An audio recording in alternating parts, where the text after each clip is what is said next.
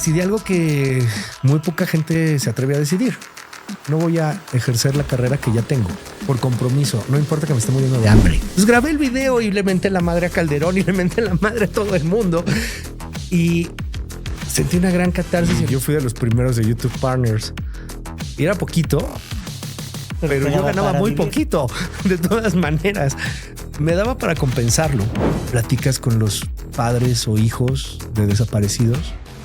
Dicen cosas muy similares. Ya me lo desaparecieron, ya me lo murieron. Pero estoy aquí para que no le pase a otras personas. Y Televisa mandó a través de un correo electrónico una especie de amenaza de te vamos a matar. ¿Por qué digo que Televisa? Porque el IP de donde venía el correo era Televisa. Yo sostengo el derecho de cada quien de ser tan estúpido como quiera. Esa es una libertad.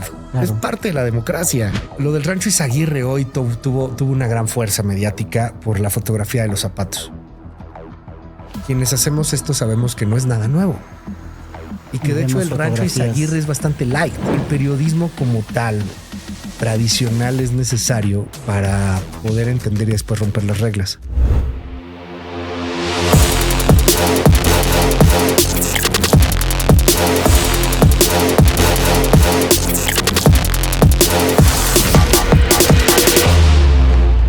Bienvenidos a Game Changers. Hoy les comparto una conversación muy especial para mí. Un episodio con alguien que no solo admiro profundamente por su trabajo, sino con quien tuve el privilegio de coincidir durante años en su noticiero matutino, donde compartimos análisis, micrófonos y muchas reflexiones sobre este país que ambos amamos. Luis Cárdenas es uno de los periodistas más influyentes y auténticos de México. Pero más allá de su voz inconfundible en MBS Noticias, lo que realmente lo convierte en un verdadero game changer es su capacidad de narrar el poder en tiempos de ruido, de sostener la verdad cuando otros eligen callar o complacer, de abrir conversación sin ceder ante la polarización. En este episodio, Luis nos lleva detrás de los micrófonos y nos comparte su historia desde lo más humano. La claridad que lo impulsó a convertirse en periodista desde muy joven. La resiliencia que ha necesitado para cubrir guerras, crisis y momentos históricos. Y la autenticidad con la que ha construido una voz propia. Una que no se vende, no se dobla y no necesita gritar para ser escuchada. Hablamos de su reciente cobertura en Roma tras la muerte del Papa Francisco, del vértigo que implica opinar todos los días en un país que a veces duele, y del rol que juegan las redes sociales para abrir nuevos espacios de conversación más allá de los medios tradicionales. Luis nos comparte también su visión sobre el futuro del periodismo, su preocupación por la desinformación y su deseo profundo de que nuevas generaciones de comunicadores se atrevan a ejercer con ética, creatividad y pasión. Esta conversación llega en un momento clave, en medio de un país polarizado, una sociedad hiperconectada y una nueva generación de creadores que buscan construir con voz propia. Este episodio es una invitación a narrar con propósito, a sostener la mirada incluso cuando tiembla el mundo y a entender que cuando se hace con conciencia, el periodismo también transforma. Bienvenidos a esta conversación con un verdadero referente del oficio y del pensamiento crítico en México. Un hombre que sigue abriendo caminos desde la trinchera de las ideas. Un verdadero game changer. Luis Cárdenas.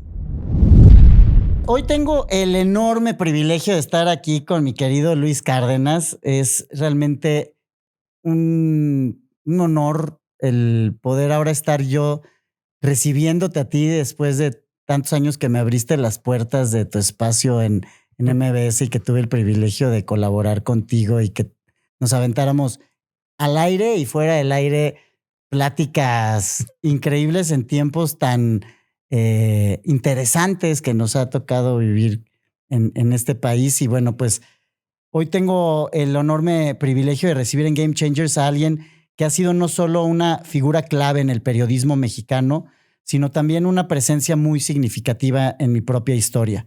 Alguien que no solo informa, sino que inspira. Un verdadero game changer. Bienvenido, Luis. Manuel, eres muy generoso. Wow, gracias por esa presentación. Qué bonito. Se siente muy bonito además y lo agradezco mucho. Yo soy el agradecido contigo y el privilegiado de haber aprendido tantas cosas y marcas algo muy especial en mi vida también. Eres una lucecita, una velita que estuvo ahí y que ha seguido ahí durante mucho tiempo y de la cual he aprendido mucho. Eres una inspiración y te lo aprecio mucho, Manuel. Gracias. No, muchas gracias. Y la verdad es que poder construir ese tipo de amistades, de complicidad, cuando compartimos una misma pasión y un profundo amor por un país tan maravilloso como en el cual vivimos y con tantos retos y con tantas frustraciones, cuando estás en primera fila narrando la historia conforme va sucediendo día a día, pues compartimos ese tiempo en diferentes trincheras, pero en el espacio que tú me abrías, narrando los grandes retos que nuestro país en su proceso de desarrollo vive, ¿no? Y digo, como sabes, y te compartía, este espacio lo creo a partir de un proceso de introspección y de transformación personal en donde desarrollé una metodología que se llama CREATE, que está basada en 6 pilares: claridad, resiliencia, ejecución, autenticidad, transformación y empoderamiento. Y quisiera empezar con que nos platiques en qué momento conectaste con tu por qué que guía tu carrera como periodista. O sea, más allá del momento en el que definiste quiero ser periodista, no sé si fue antes o ya habiendo tomado esa decisión que realmente conectaste con esa pasión que representa hoy el trabajo y el resultado del trabajo que generas, ¿no? Fíjate que es una cosa muy, muy interesante el recordar y hacerlo en retrospectiva, porque así como todos tenemos muchos principios, yo últimamente he tratado de aprender y abrazar un principio que me cuesta mucho, pero que tengo que aceptar, que es justamente el de la aceptación. Las cosas son porque son de alguna manera y hay muy pocas cosas que tú puedes controlar. Créelo, no, una de las cosas que yo no pude controlar es ser periodista. Uno pensaría, oye, que lo decidiste de niño viendo los pitufos, ¿no? Oye, quiero ser periodista. ¿Por qué los pitufos? No sé. Para reportar cuando viene Gárgame. Sí, exactamente. Algo veías por ahí. No, de niño me encantaba hacer esto. Y no lo digo de broma, ni tampoco ufanándome, ni queriendo ser sangrón.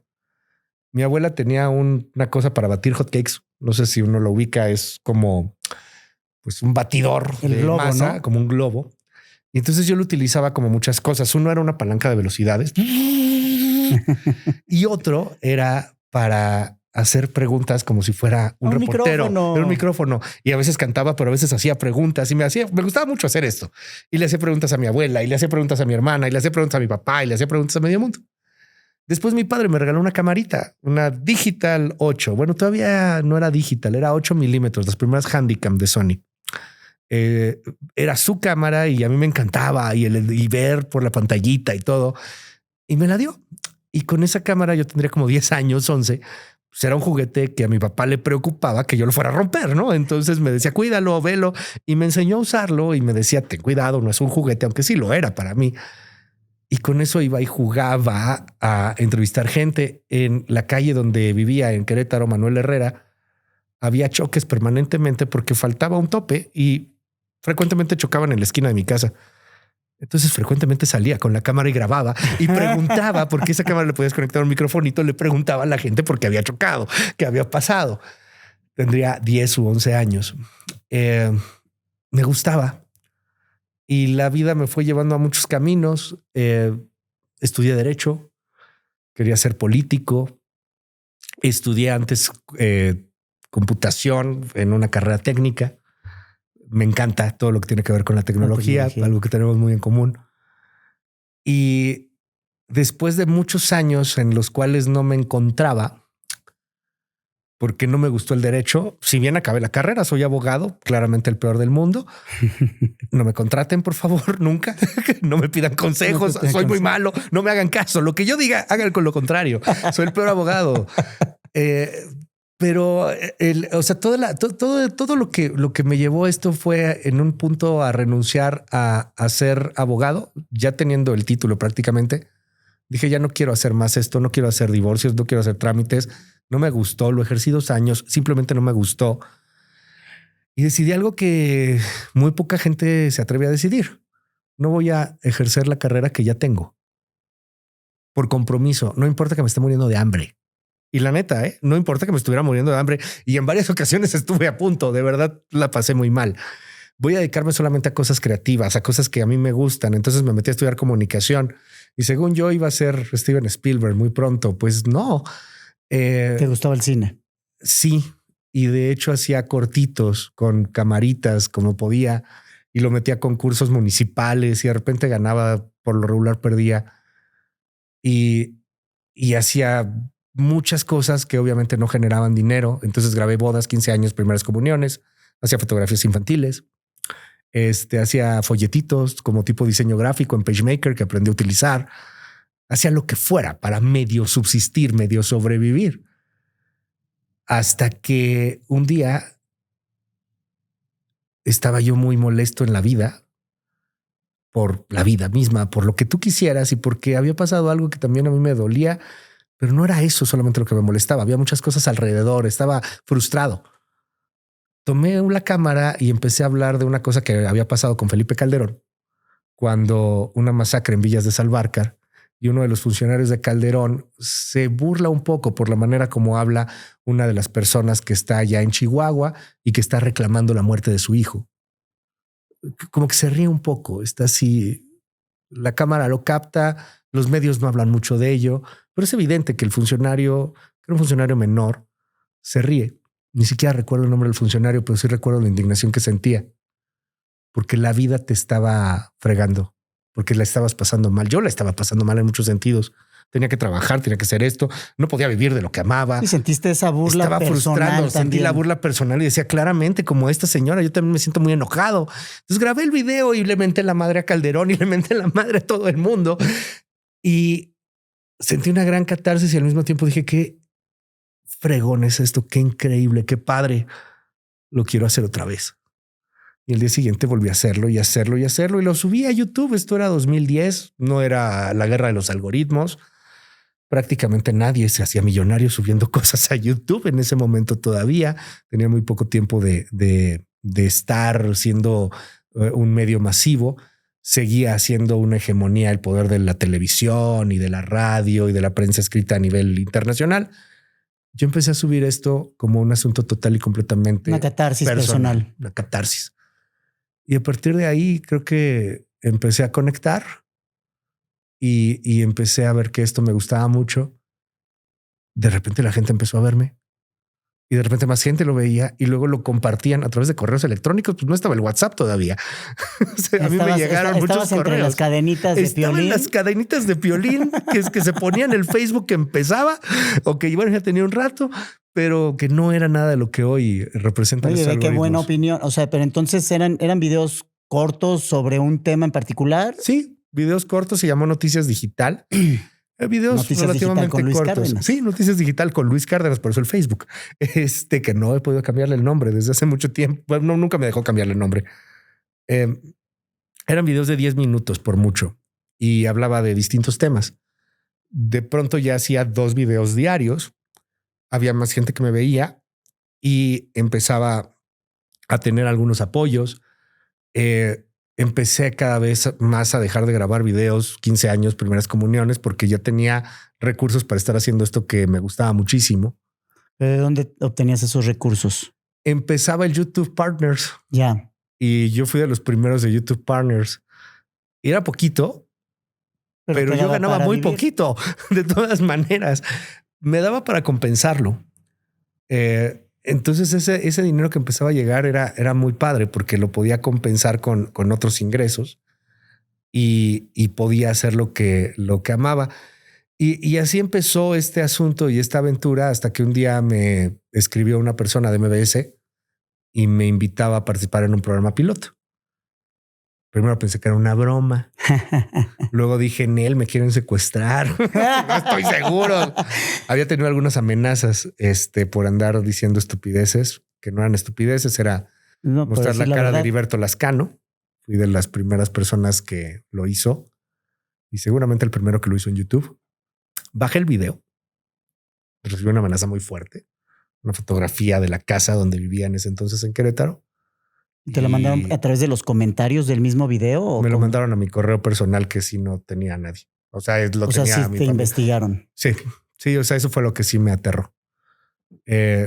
Obviamente bajé ese video, ¿no?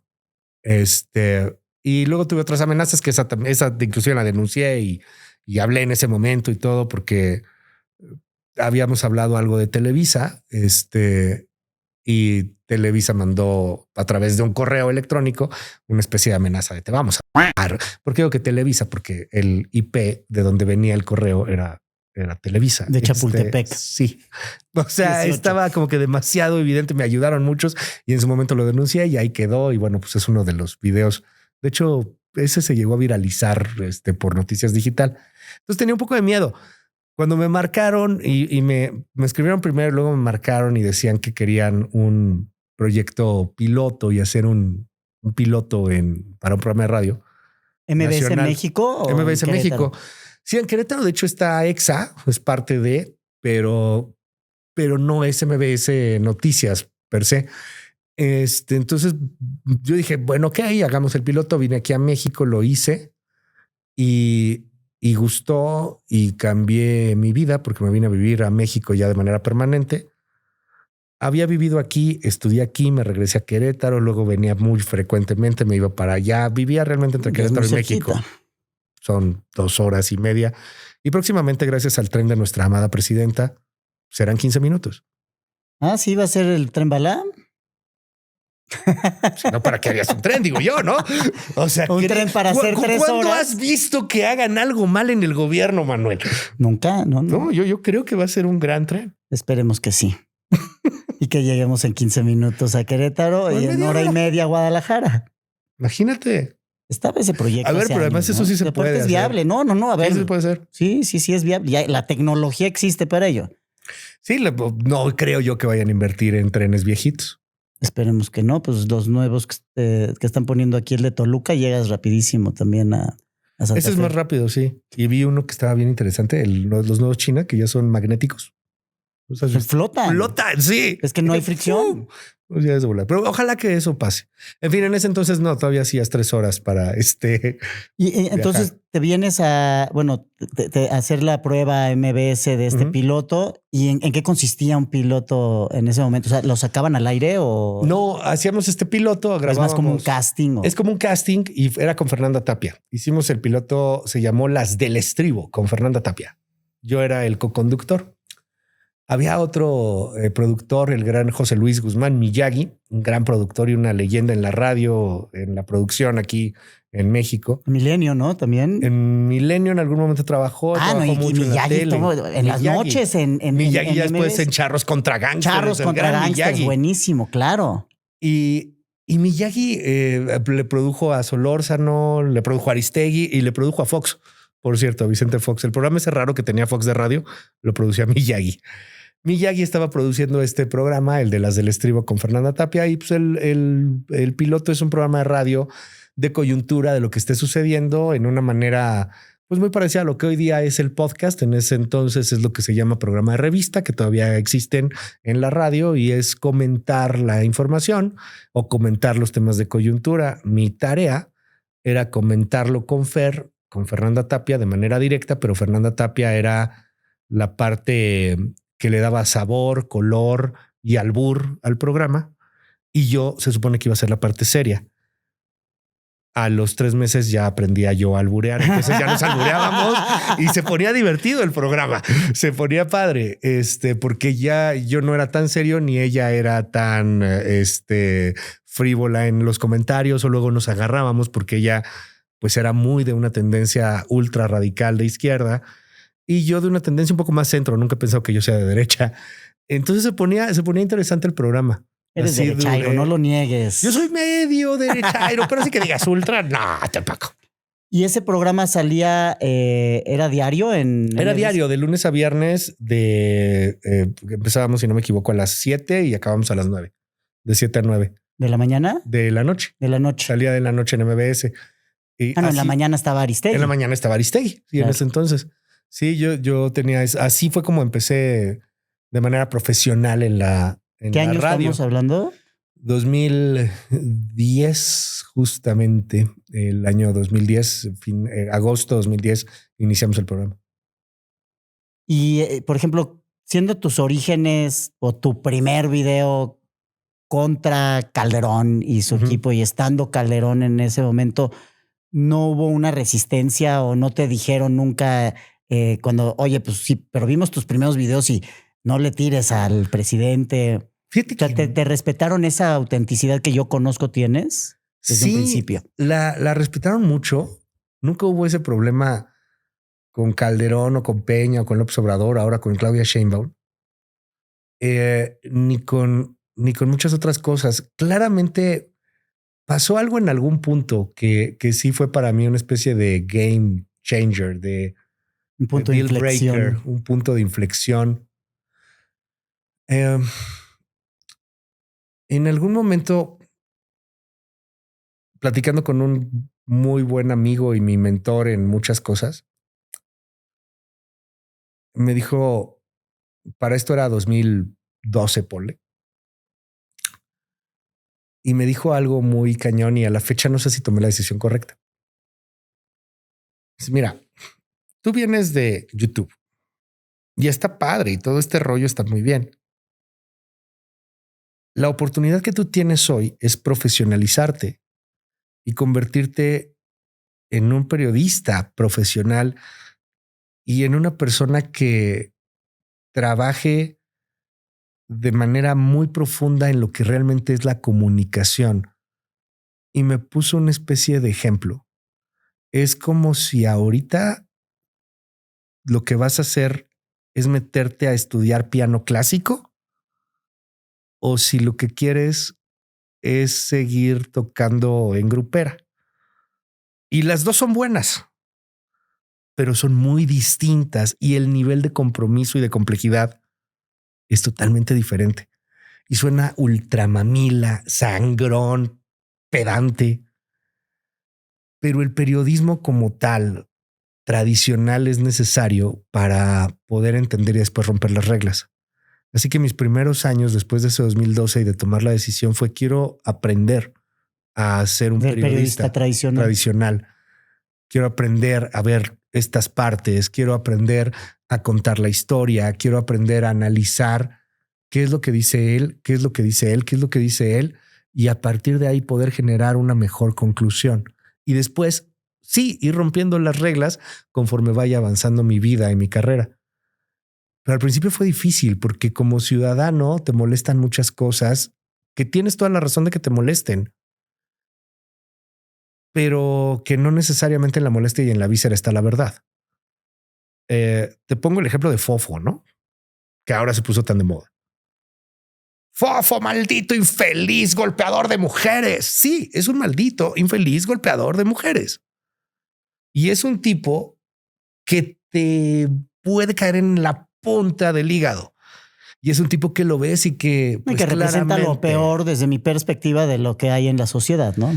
Clasista, idiota, ignora muchas cosas. Después te pones a analizar un poco más de su vida y te das cuenta que el tipo sufrió un abuso, no porque lo hayan violado o porque le hayan hecho algo. La negligencia de los padres también es abuso. Claro. Y a ese güey lo que le dieron fue dinero, pero no educación. Ni amor. Ni amor. Ok, bueno, a ver, ya tenemos un elemento interesante en la historia. Y luego la otra, ves lo que hizo. Y humanizas la historia. Humanizas la historia. Ves lo que hizo y el tipo, pues sí, se pasó. Claro que se pasó. No lo justificas. Pero es cierto, han condenado a personas a menos años que han matado. Un homicidio imprudencial, por ejemplo, que esto que ha sido una tentativa de feminicidio. Y entonces te pones a preguntar, ¿será que esta sentencia responde a quedar bien con la gente? No estamos diciendo que no lo castiguen. Estamos alabar culpas de injusticias previas.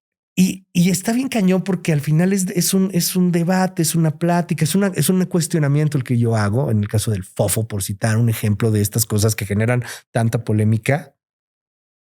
Ok.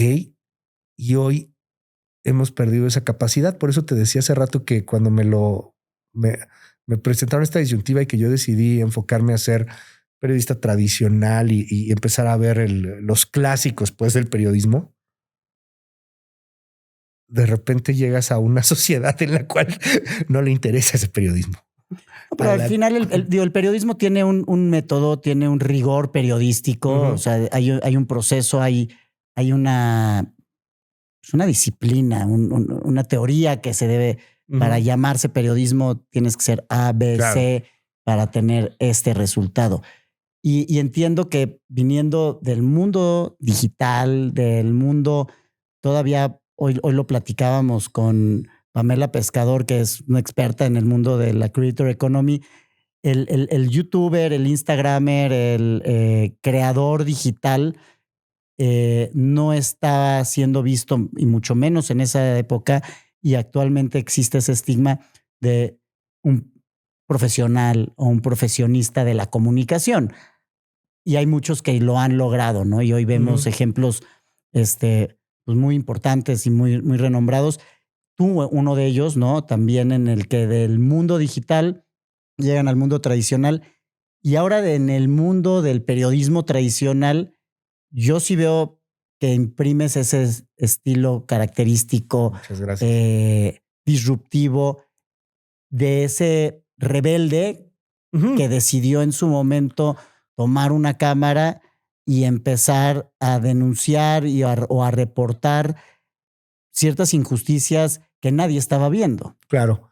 Oye, a lo que me refiero mucho con este tema es que estamos viendo un crecimiento de líderes populistas que son un foco rojo. Tienes a un Donald Trump que en este momento, cuando grabamos el podcast, está cancelando visas a cualquier estudiante extranjero, llámese canadiense, mexicano o chino, en una de las muestras xenófobas más graves que se han visto desde hace décadas. Está bien, hay quien lo justifica y quien dice es que quiere limpiar y meterlo por seguridad nacional. Habrá que entrar en ese debate. Se siente como un odio, pero hay mucha gente que lo apoya. Y estamos, Manuel, en el punto en donde tenemos al mundo entero en nuestras manos y la gente cree, y no poca, que la Tierra es plana. Y muchas cosas de esto tienen que ver con una especie de oscurantismo digital que nos está orillando a un fenómeno de estupidización muy peligrosa. Entre más estúpido sea, si yo sostengo el derecho de cada quien de ser tan estúpido como quiera, esa es una libertad, claro, es parte de la democracia. Y la debemos respetar, pero no fomentar. El problema es que cuando estupidizas a ese nivel, tienes a este tipo de tiranos y de gobiernos totalitarios que pueden dominarlo todo. Entre más estúpida sea una sociedad, es mucho más fácil de controlar. Cuando ves una adicción de dopamina que te provocan redes y que te hacen que cada 10 o 15 o 20 segundos tengas una inyección de dopamina y te provocan una deficiencia de concentración clínica, estás armando una sociedad extremadamente manipulable, maleable y sumamente peligrosa, porque va a ser una sociedad autómata. Va a ser una sociedad que no va a tomar decisiones porque no sabe tomar decisiones. Veía un artículo en The Atlantic. Es un maestro de Harvard, de Yale, perdón, si no me equivoco. De Yale creo que era. A lo mejor estoy mal en el dato. Y el profesor es un profesor de literatura. El artículo de Atlantic se titula más o menos así: estudiantes de élite de literatura que no pueden leer la Odisea.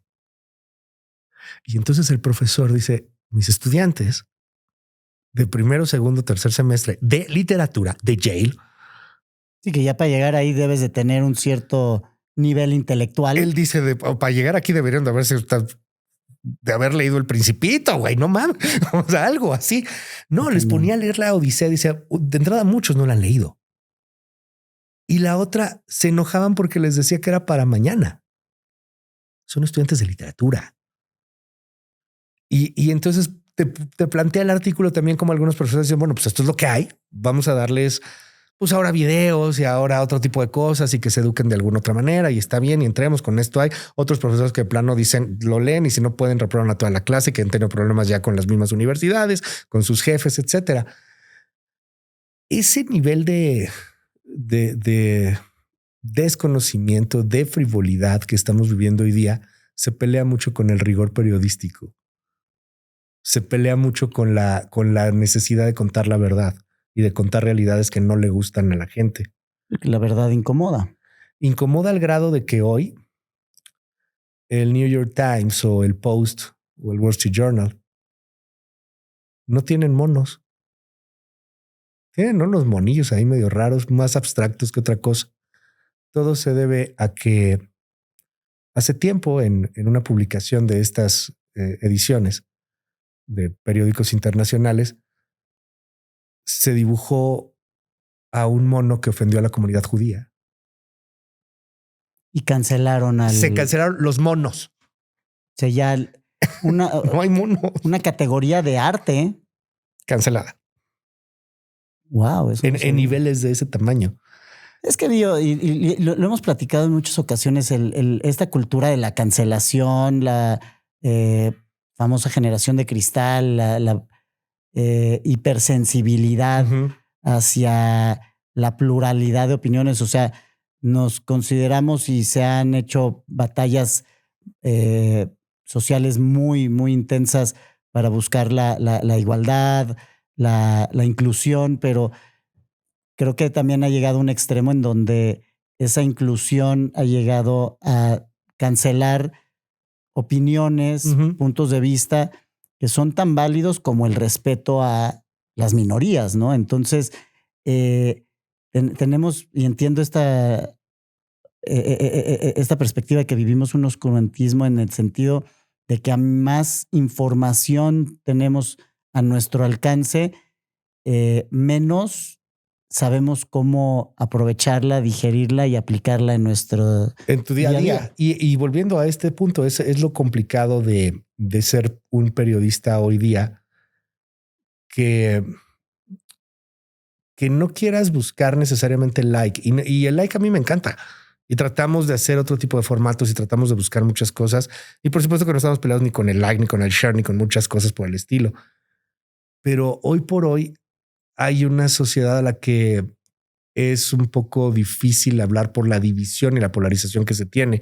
Y todo eso es gracias también en gran parte a los mentados algoritmos que se han dedicado a dividirnos, que se han dedicado a polarizarnos.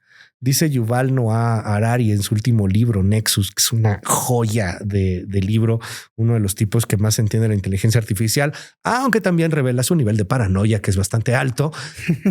Pero dice Harari en uno de sus puntos, ¿qué pasaría si de repente el gobierno se va a la fregada y que nos empieza a administrar la inteligencia artificial?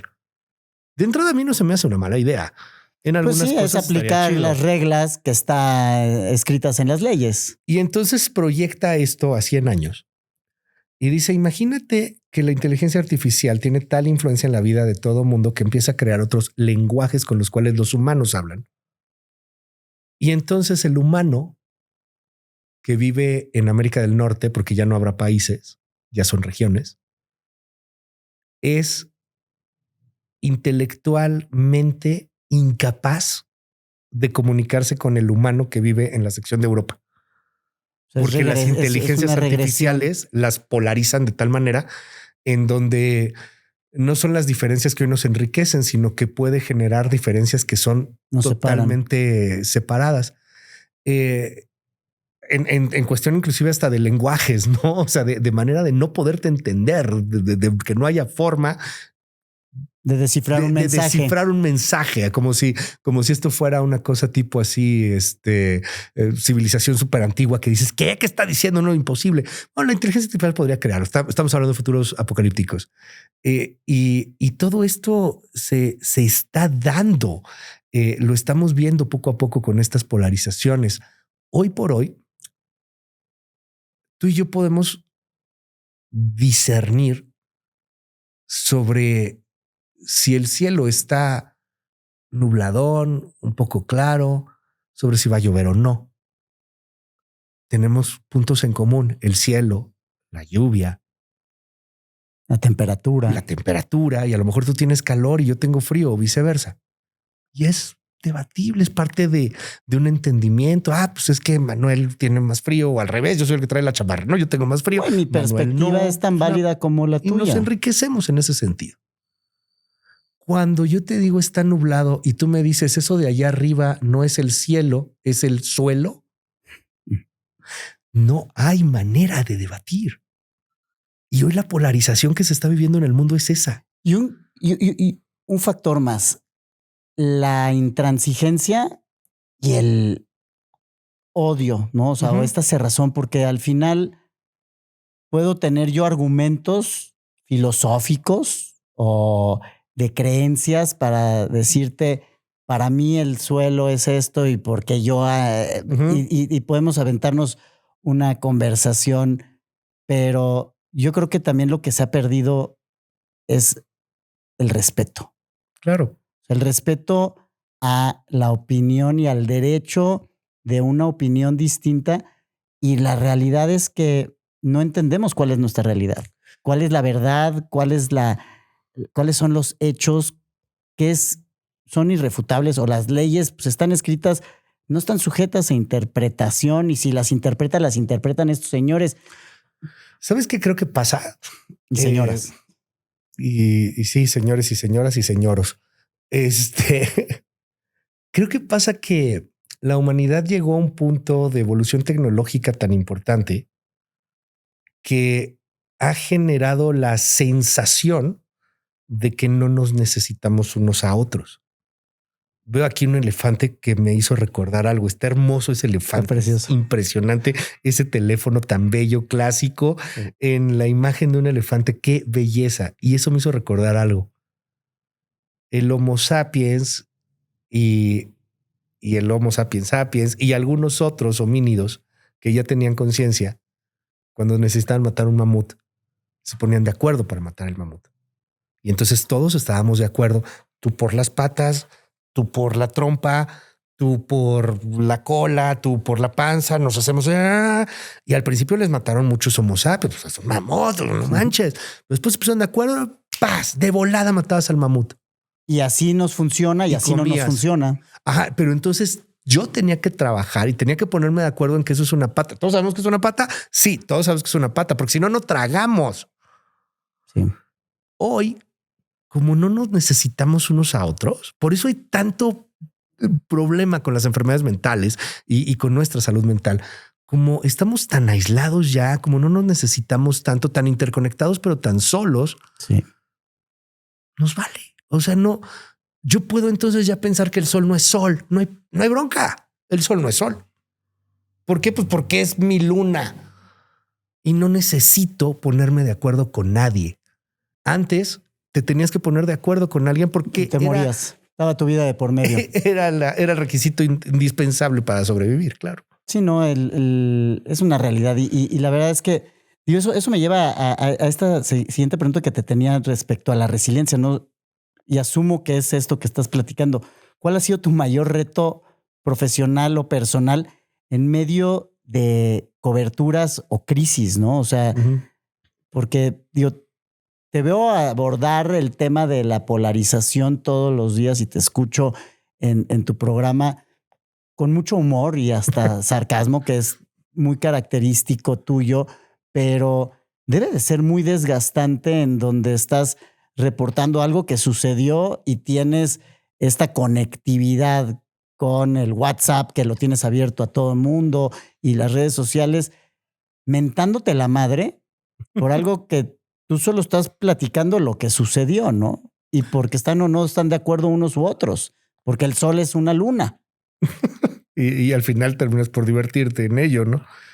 Creo que la mayor resiliencia es uno de los principios también que tengo con respecto a la aceptación.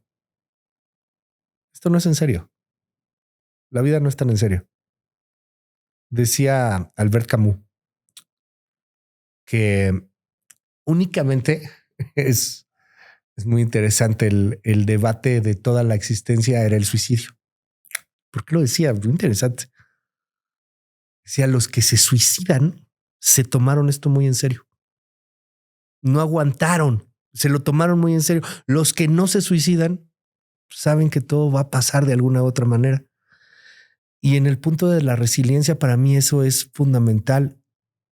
Esto también pasará y cambiará y evolucionaremos y aprenderemos o no, porque no necesariamente vamos para adelante, ¿eh? También vamos muchas veces para atrás. Sí, o en espirales, ¿no? O en espirales o fractales, lo que quieras, pongámonos marihuanos, no pasa nada, yo feliz.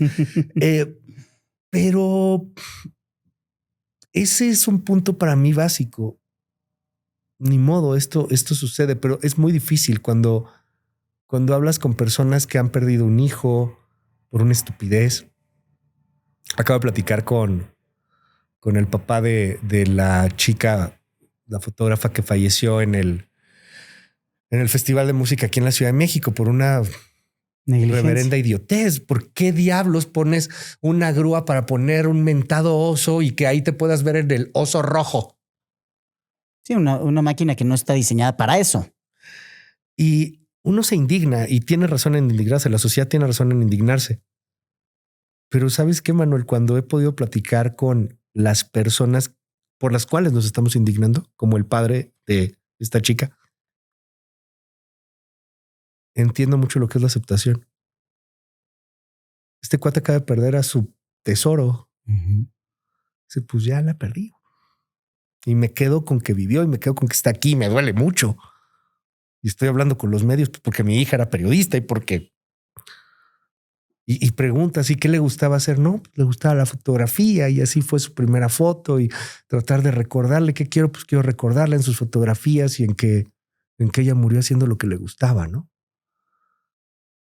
Platicas con los padres o hijos de desaparecidos y te dicen cosas muy similares. Ya me lo desaparecieron, ya me lo mataron, pero estoy aquí para que no le pase a otras personas.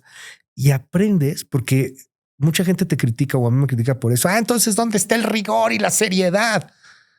Ahí justamente hablando con quien lo ha sufrido y con quien lo ha sufrido ves esos niveles de aceptación. Esto pasa. Y ver desde otro ángulo la tragedia, ¿no? Sí, y ese es al que le mataron. Es el que lo tiene, el que le quitaron una parte de sí. Que pide justicia, sí, pero por lo regular hay mucha resignación y aceptación de decir hay que hacer que esto no se repita. ¿Ha habido algún momento en tu trayectoria en el que por un evento, por una injusticia, por una situación, has llegado a tu casa a llorar con frustración? Sí, sí, sí, no, ni siquiera... ni siquiera llegando a la casa porque a veces llego muy tarde. Me han pasado muchas cosas en donde sí. O ya la fregada con esto. O sea, es que porque vives con querer un nivel de intensidad toalla, muy alto. Sí llega a pasar frecuentemente, pero creo que es más por ese nivel de intensidad que te va ganando. Pero hay cosas que a mí me aterran cuando lo del Rancho Izaguirre hoy tuvo una gran fuerza mediática por la fotografía de los zapatos. Quienes hacemos esto sabemos que no es nada nuevo y que de hecho el Rancho Izaguirre es bastante light. Lo que pasa es que las fotografías de los zapatos tenían mucho que ver con el Holocausto.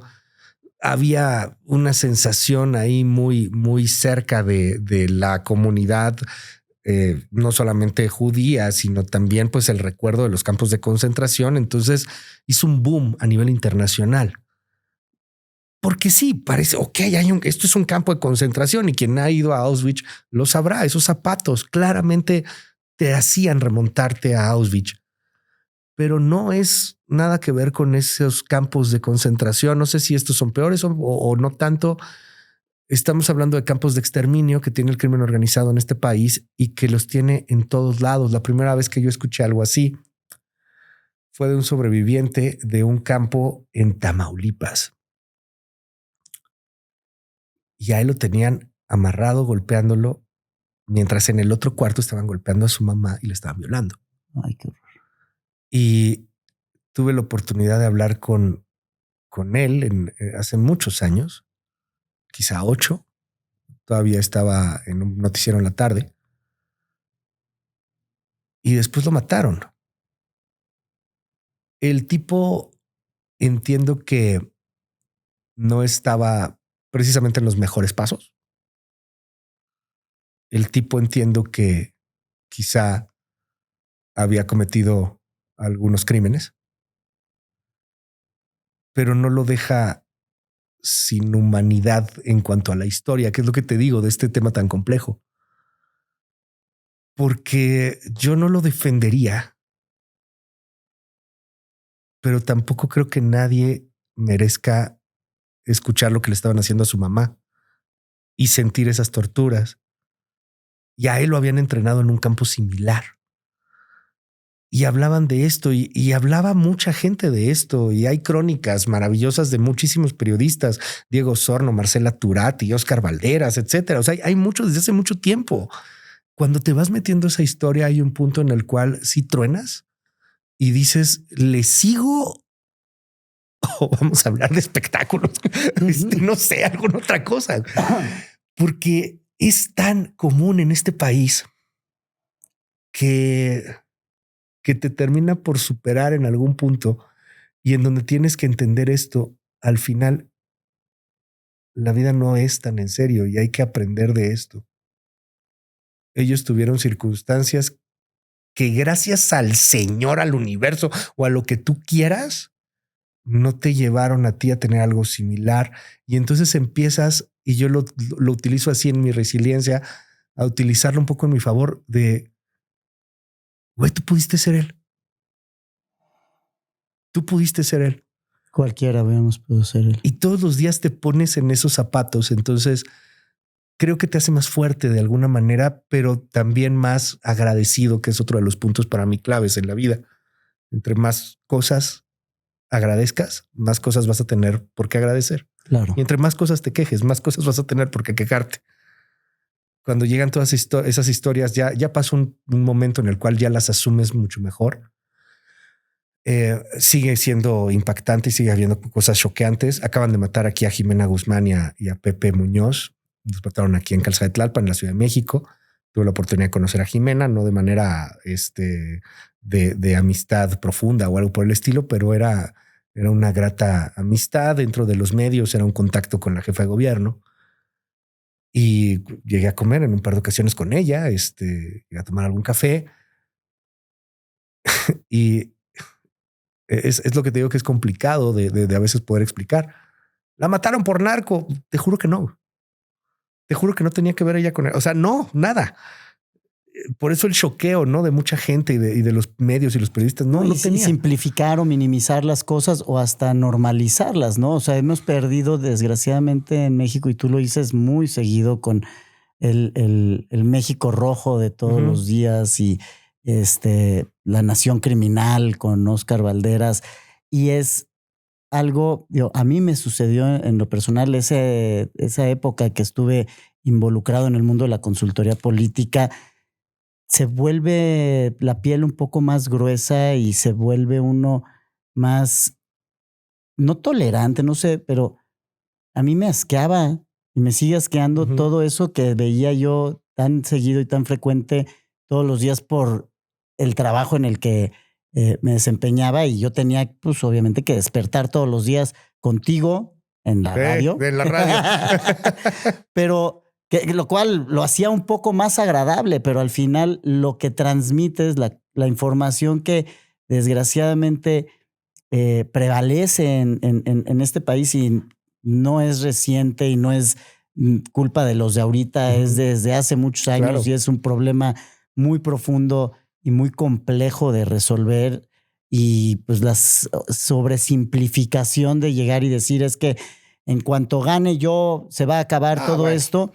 Yo creo que es un problema que nos corresponde a todos, ¿no? Y que llegarlo a resolver va a representar un esfuerzo mayúsculo desde el punto de vista educación, formación, visión, compromiso, y sobre todo, como decías ahorita, de enfoque. Si estamos ahora sí que hasta celebrando, ¿no? Con los narcocorridos y con la música y con esta narcocultura en muchas regiones, que es lo único que hay del país, como parte del entretenimiento. O sea, en muchos casos ahorita dices, bueno, a ver, hablemos de cosas más ligeras, del espectáculo, y ahora va a ser el nuevo Pati Chapoy. Pues sí, pero hasta en ciertas regiones el espectáculo está relacionado con todo esto que tanto nos duele, ¿no? Lo que duele de este país es que es un país en guerra y es un país que lleva al menos una década en guerra. Y estoy siendo... No, estás siendo generoso. Demasiado... 2.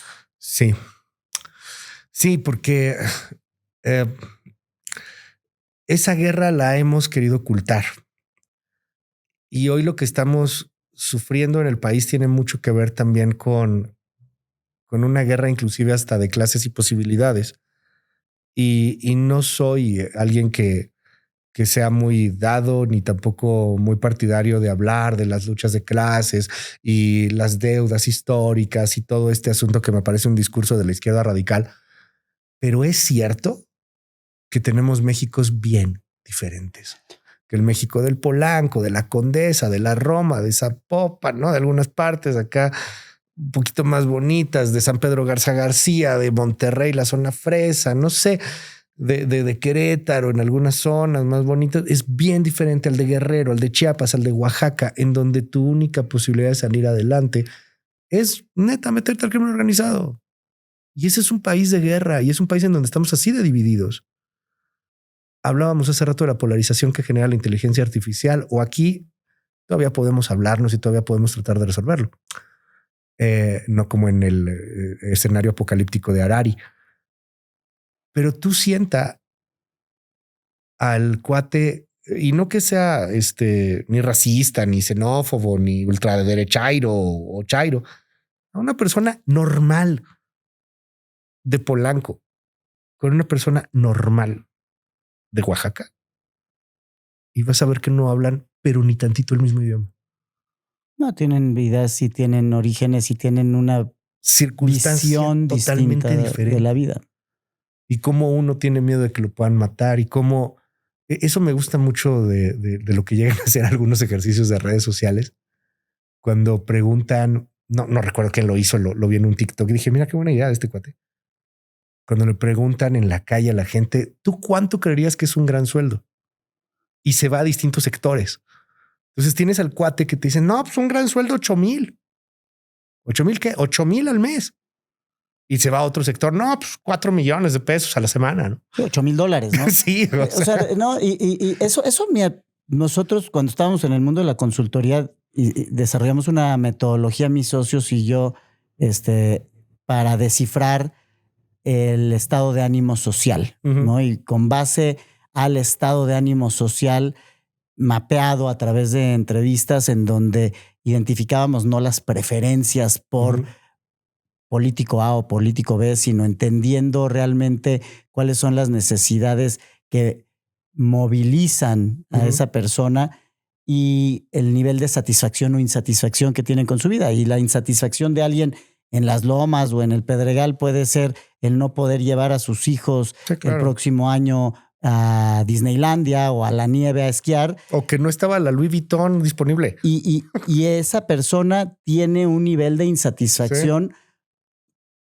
válido, puede ser criticable, o ahora está que de moda los white chicken problems o este tipo de cosas, pero al final de cuentas, en la realidad esa persona no vive con una satisfacción o porque en las calles por donde pasa con su BMW están llenas de baches, ¿no? Sí, claro. Que al final, ¿cuáles de esas problemáticas que generan insatisfacción nosotros las mapeábamos para identificar a nuestros clientes cuáles eran los problemas, propuestas o iniciativas que debieran en sus campañas proponer, y no eran las mismas en la colonia A que en la colonia B, o nosotros lo dividíamos por distritos electorales.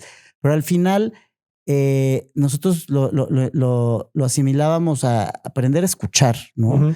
Aprender a escuchar a la gente, y era parte de lo que en mi caso me generaba mucha frustración de que llegábamos con propuestas, iniciativas, escuchando a la gente y a ver, señor, señora, esto es lo que Y el tiene que político hacer. es el que menos se escucha, además. No, esto es lo que tiene que hacer, Ajá. habiendo escuchado a la gente. Y si usted hace esto, va a tener a la gente de su lado. Si usted les promete esto, digo, nosotros les decíamos que ir a prometer.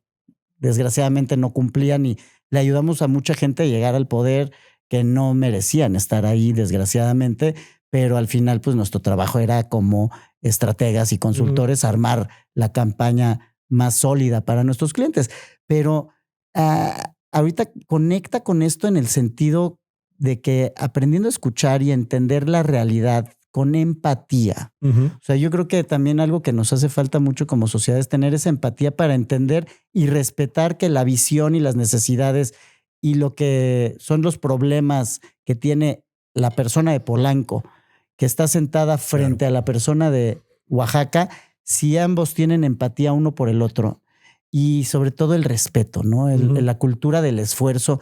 Tú vas a San Isidro cruzando la frontera de Tijuana y la mentalidad que tienen en Estados Unidos a unos cuantos metros de distancia es alrededor de la cultura del esfuerzo, del sacrificio, de la persistencia y de el sueño americano. Y el sueño americano no es que vayas y el gobierno te dé nada. Es chíngale y Sí, claro. esfuérzate, innova, sé el mejor en lo que hagas y eso te va a abrir las posibilidades para alcanzar tus objetivos, tus sueños, tu éxito. Y por eso ves casos de éxito allá con mucho mayor frecuencia en cualquier tipo de industria de los que desgraciadamente no se ven con tanta frecuencia en México. Y los que llegan a tener éxito, ¿a ti cuántas veces no te atacan como me han atacado a mí diciendo que es que pues tú naciste desde el privilegio? Sí, claro. ¿No? Sí, Y ahora está de moda decir es que está muy fácil hablar desde el privilegio. Bueno, pues yo todos los días me levanto y le chingo y busco cómo innovar y me he caído y me he quedado en la calle muchas veces. No, y naciste desde el privilegio. Que Pepe Cárdenas no es mi papá, cabrón. Mi papá era músico y ya se murió. No, ¿cuál privilegio?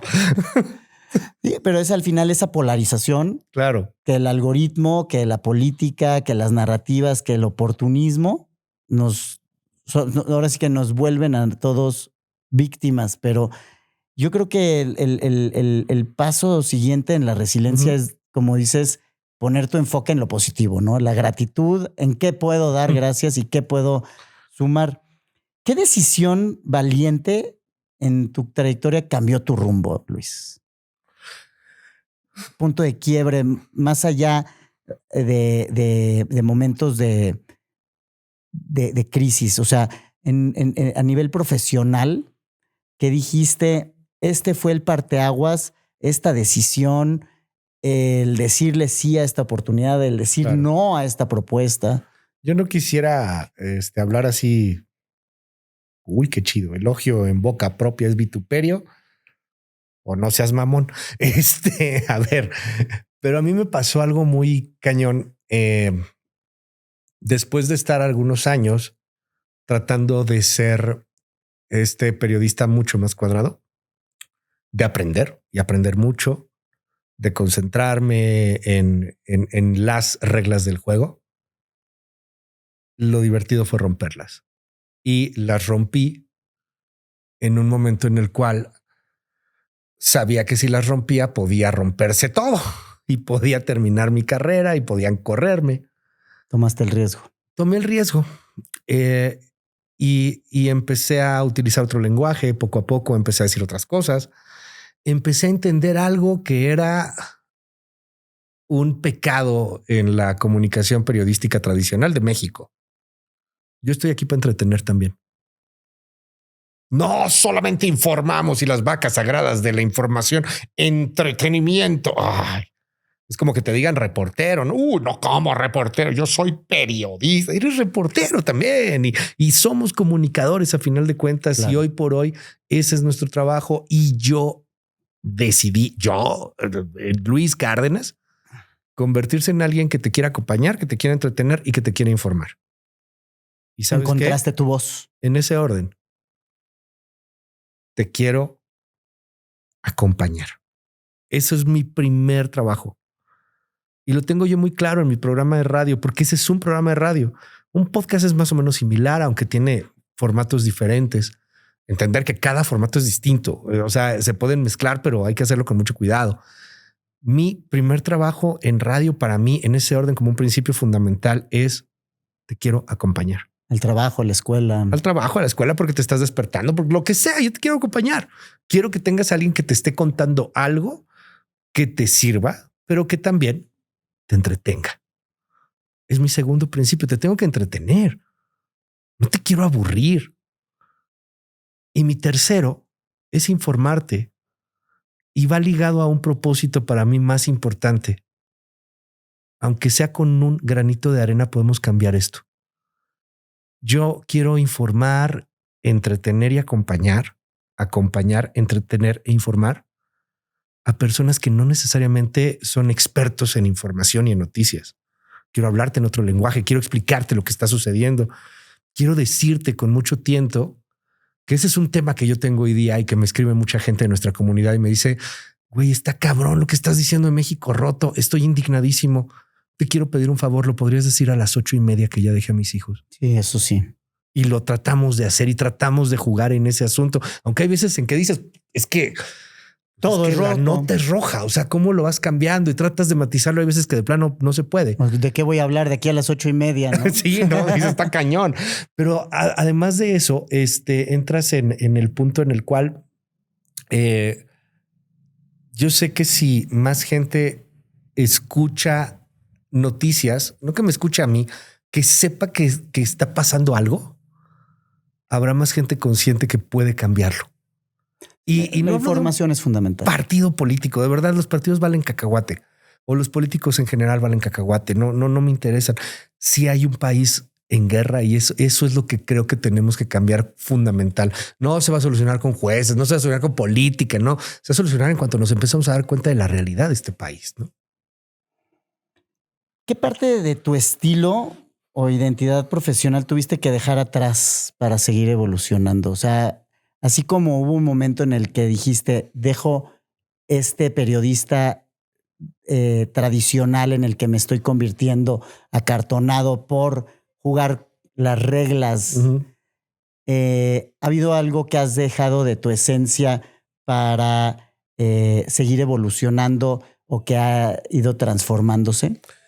Sí, muchas cosas. Una de ellas es el tema de la realidad visceral que siente uno cuando ve una noticia que lo indigna muchísimo.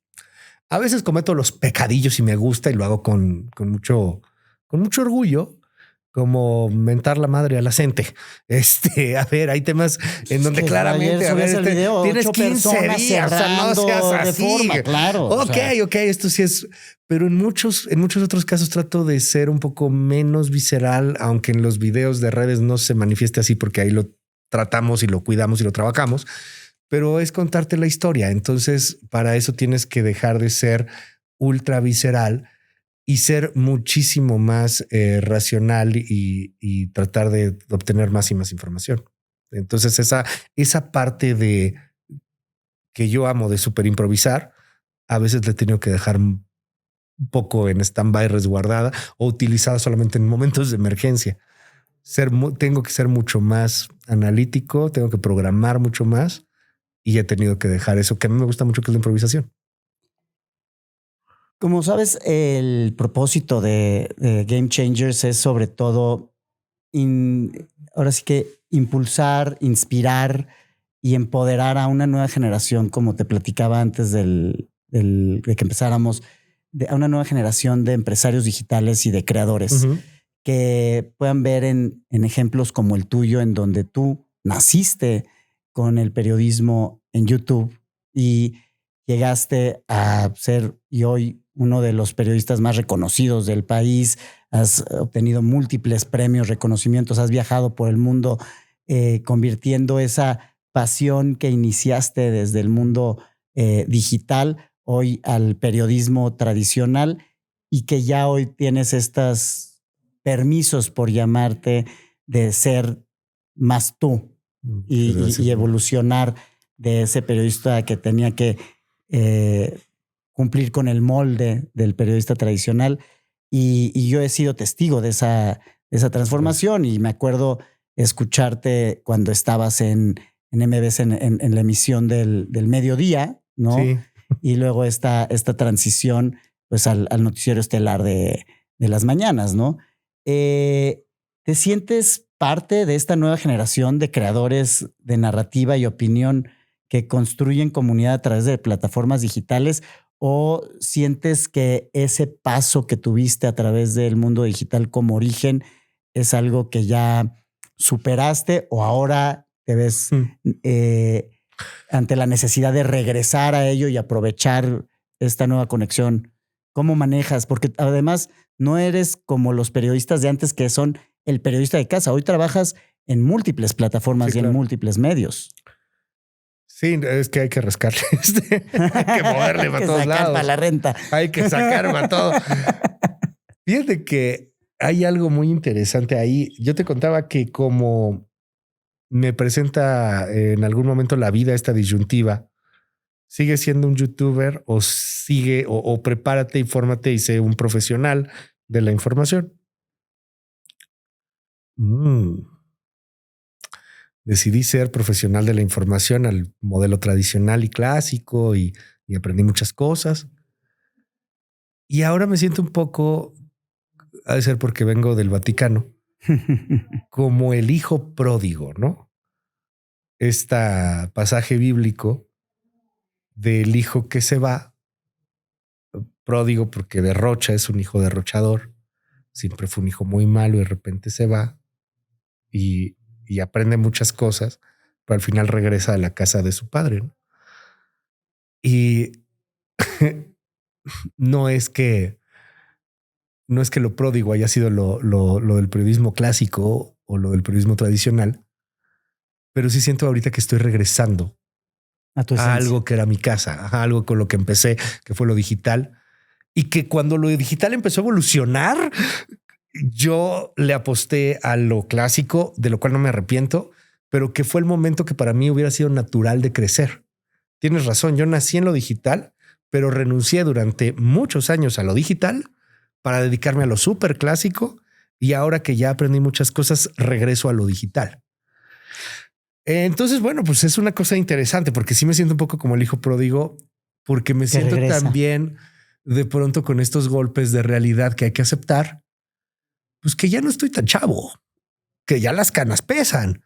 Que no lo crea, tenga 42 años, ¿no? Las canas desde muy chavo. No, bueno, desde muy chavo, pero también te ven y de repente, ay, ¿qué le pasó, señora? Sí. Que te conozco de hace 10 años. Me dejaban entrar así con él. ¿No? Ya te daban tu Le puesto la de Vincent. No, pásele, digo, tiene sus ventajas. Te daban tus descuentos. Tiene sus ventajas, pero o sea, imagínate regresar. O sea, yo soy el abuelo de Chumel Torres, el abuelo digital de Chumel Torres, soy el abuelo digital de Wherever Tomorrow. Nadie de esos güeyes había hecho nada. Yo lo empecé a hacer mucho antes con Noticias Digital y muchos de ellos vieron Noticias Digital también y a partir de ahí hicieron cosas mucho mejores. Yo lo que hacía lo hacía con 2 pesos y lo hacía muy mal y nunca seguí haciendo ese proyecto porque, insisto, me dediqué y me enfoqué a MBS, a lo tradicional y luego el Universal y luego ya últimamente al Heraldo, pero siempre a todo lo que fuera ese periodismo clásico.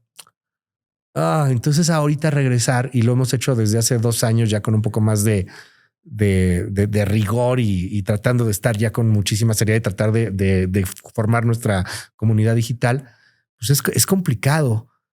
Es hermoso porque hay gente que nos dice qué chido, como cuando Noticias Digital. Eso quiere decir que es una persona que nos sigue desde hace 15 años, con todo y que abandonamos lo digital porque lo abandonamos durante casi 8 o 9 años. Y ahorita que decías, a ver, nunca pude cambiar el nombre de la página de Facebook de Noticias Digital con Luis Cárdenas. La verdad es que qué bueno, porque ese es tu origen. Sin duda hoy yo soy un fiel creyente de que los medios y las plataformas digitales no son una alternativa, sino son el medio. Y al final el escaparate de la radio. La radio nunca va a dejar de existir mientras haya aparatos que nos puedan acompañar a través de la radiofrecuencia y el trayecto al carro, en el transporte público es la radio por excelencia, Ujú. o en el restaurante, en la fonda. Pero al final de cuentas es en el dominio de estos formatos y sobre todo, más que en los formatos, en la conexión con las audiencias. Claro. O sea, hoy tu conexión con la audiencia a través de la radio es totalmente distinta en el 2025 a la que tenías en ese primer programa de radio en MBS en el 2011, 2012, tan solo porque pues, las plataformas, hoy usas WhatsApp para conectar con tu audiencia que no usabas en esa época, ¿no? Pues porque ya pasaron 15 años prácticamente. O sea, y también la audiencia es distinta. Las personas que nos escucharon hace 15 años en Noticias Digital, o hace más, porque Noticias Digital empezó un poquito antes, por el 2010, 2009, primeros videitos ahí, pininos, etcétera. Pues a lo mejor tenían 30 años cuando nos estaban escuchando. Bueno, pues ahorita tienen 45. La vida misma cambió. Todo cambia. Es parte de, insisto, la aceptación. Entonces, sí, claro que me siento parte de una comunidad digital, pero hablando en ese asunto de los emprendedores digitales, yo siento que regreso a un mundo totalmente diferente, que me encanta, que amo, que me apasiona brutalmente. Me apasionan los gadgets, los juguetes, las conexiones, todo lo que hay que hacer. Me encanta. Y ha cambiado brutalmente. Entonces, de pronto, yo siento que hay cosas que me fascinan, como la facilidad de hoy producir, grabar, lo económico que se va haciendo también, a diferencia de hace 15 años.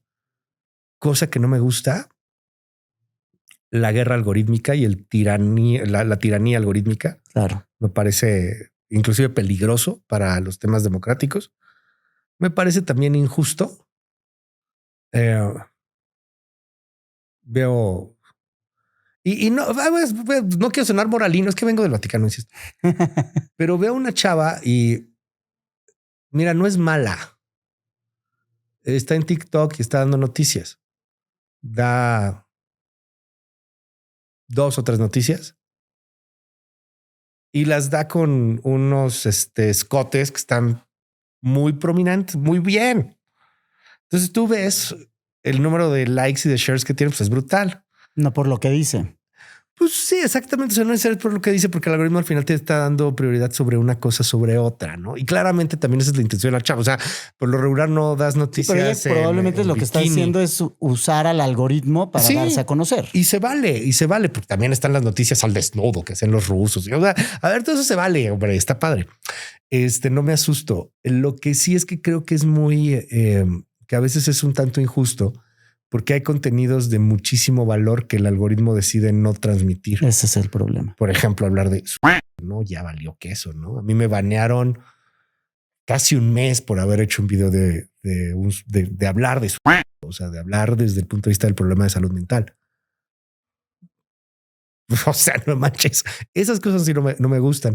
Creo que están evolucionando poco a poco. Creo que hay grandes ejemplos, buenos y malos. Te pongo uno muy malo, pero que es poderoso, que es Infowars, de Alex Jones, si no me equivoco, este tipo ultra loco, fanático, ultra trumpista, que ha difundido mentiras a nivel brutal, viral, pero que tiene su propio medio de comunicación y que lo acaban de multar con cerca de $1,000 millones por haber difundido una mentira con respecto a la masacre de Sandy Hook. Y si lo multaron con $1,000 millones, es que sí tiene $1,000 millones. Claro. O sea, está generando un imperio. Entonces, bueno, sí, ese es un ejemplo. Es un imperio de mentiras, pero es un ejemplo. Y hay algunos otros que se están haciendo y que me parecen pues, buenísimos. O sea, que están evolucionando desde otra perspectiva. Yo pondría aquí en México el tipo Animal Político, cosas por el estilo, que siguen haciendo un periodismo independiente, un periodismo muy de nicho y que se mantienen de manera natural. Entonces, creo que es un momento de grandes oportunidades. ¿Qué le dirías a Luis de hace 15 años, que como hoy muchos están empezando a pensar en construir un medio independiente, un newsletter, un podcast y dedicarse hoy, 2025, al periodismo? ¿Qué recomendaciones les darías? ¿Qué te recomendarías a ti hace 15 años? no consumas drogas. Es para mí. No lo hagas. No bebas eso. No es cierto. No, ahí te va. Creo que me hiciste recordar lo platicábamos hace rato. Me hiciste recordar esta magna charla que dio por ahí del 2005 Kapuczynski. Kapuczynski era este periodista que dicen que se disfrazaba, pero no es que se disfrazara, sino que se metía en el papel de su fuente. Entonces tiene documentadas muchas cosas que pasaban en Nigeria y él se iba a vivir a Nigeria, pero no al hotel de los blancos, se iba a los barrios negros fuertes, que son prácticamente toda Nigeria, pues, con riesgos de enfermedad. Se enfermó varias veces, etcétera, y vivía esa parte. Y él es uno de los grandes maestros en el periodismo en cuanto a vive la noticia para que realmente la puedas contar. Claro. Hay quien dice que eso es exagerado y que eso está más pegado hacia la literatura que hacia el periodismo. Yo creo que no, pero ese debate da exactamente igual. Es un periodista ultra reconocido, Kapuczynski. Kapuczynski en su conferencia le pusieron "Los cínicos no sirven para este oficio". Habla de cómo la automatización va a dejar sin trabajo a muchas personas en el periodismo tradicional. ¿Por qué los va a dejar sin trabajo? Porque hoy sí el ChatGPT redacta y cada vez se van a necesitar menos redactores. Qué buena noticia para esos menos redactores. Esos menos redactores van a estar mucho mejor pagados. Pero hoy por hoy tenemos, vamos a suponer, 1 millón de redactores. Bueno, pues, estoy poniendo un ejemplo estadístico, nada más poniéndonos en datos para darnos una idea. No tengo el dato exacto, pero pongamos que hay 1 millón de redactores. Bueno, pues ahora solamente va a haber 10,000 redactores. Sí. De ese tamaño va a ser el cierre. Y esos 10,000 sí van a ganar muy bien porque les van a pagar muy bien. Y a partir de lo que hagan esos 10,000, las inteligencias artificiales seguirán redactando para muchísimos más. ¿Qué hace un medio de comunicación en México? Contrata a un redactor, que es un chavo que está saliendo de la universidad o que ya tiene algunos años en la carrera, y lo pone a ver lo que está pasando en el Universal, en Reforma, en Excelsior, que sí tienen reporteros. Y entonces el chavo copia lo que dice el de Excelsior y lo redacta de otra manera y lo publica en el portal. Si son buena onda, ponen con información de Excelsior o con información de MBS o con información de quien quieras. Si no son buena onda, pues no ponen nada, y a final de cuentas pueden no poner nada. Porque además es cierto, lo que se escribió Excelsior, La Jornada, El Universal, Reforma o MBS es en esencia la misma información, aunque con distintos enfoques, pero en esencia es la misma información. Y eso que hace este chavo que contratan hoy lo hace la inteligencia artificial sin ningún problema. Por eso te digo, del 1 millón de redactores habrá solamente 10,000. ¿Qué le diría al chavo o a los que quieren dedicarse a esto, que quieren dedicarse? De entrada, creo que ya tienen nuevos ídolos y nuevas metas y nuevas cosas. A diferencia de lo que yo tenía hace 15 años, porque las cosas han cambiado mucho. Hoy mucha gente quiere ser un Mr. Beast o quieren ser otro tipo de periodistas o quieren ser otro tipo de comunicadores o quieren ser creadores de contenido o quieren ser gamers. No sé, creo que la juventud y todo ese enfoque de ídolos ha cambiado mucho. Cuestionable, no voy a decir si bueno o malo. Muchos quieren ser Karely Ruiz. O muchas quieren ser Karely Ruiz. Acabamos de ver este asunto de Alex Marín, ¿no? Que lo acaban de detener con una chavita que trabajaba con él de manera muy voluntaria. No es que lo hubieran obligado.